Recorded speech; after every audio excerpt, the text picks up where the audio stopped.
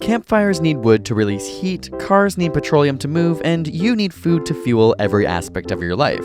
So what would happen to your body right now if you suddenly stopped eating food? To understand what happens without food, we first need to understand what happens when you eat. It starts with the sun, whose energy is harvested by photosynthesis in plants. We then consume that stored chemical energy either directly from eating plants like a tomato, or by eating an animal like chicken that has eaten a plant like grains. If we take a hamburger as an example, you absorb fats from the lipid-filled sauces, proteins from the beef patty, and carbohydrates from the starchy bun. And it's your digestive system using processes like chewing, gastric acid, and enzymes to break the food into small enough molecules that you can then absorb into your bloodstream.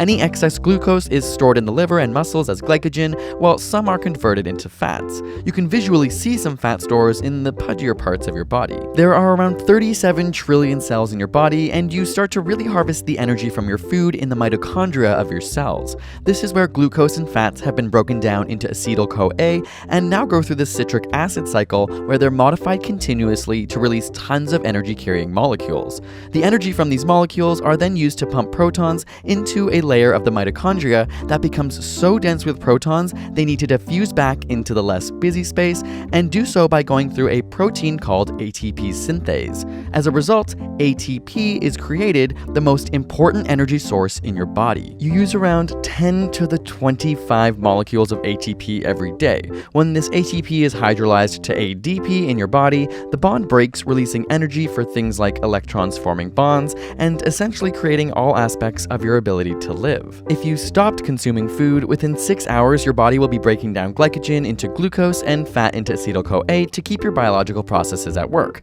And this is quite normal. But after 72 hours, your body will need to start breaking down protein in order to synthesize glucose from amino acids, otherwise your brain will starve. This is because fats used for energy can't cross the blood-brain barrier. With no vitamins and minerals being consumed, people may start to get sick within a week. After several weeks of starvation, fat stores become depleted, and all that's left for energy is proteins. At this point, essential proteins for survival like antibodies used to fight infection or muscle proteins used for strength are now being used to make glucose, and this loss of protein leads to severe illnesses. Death can come as short as 3 weeks to 70 days, commonly from a heart attack due to the tissue degradation of the heart, diaphragm, and body.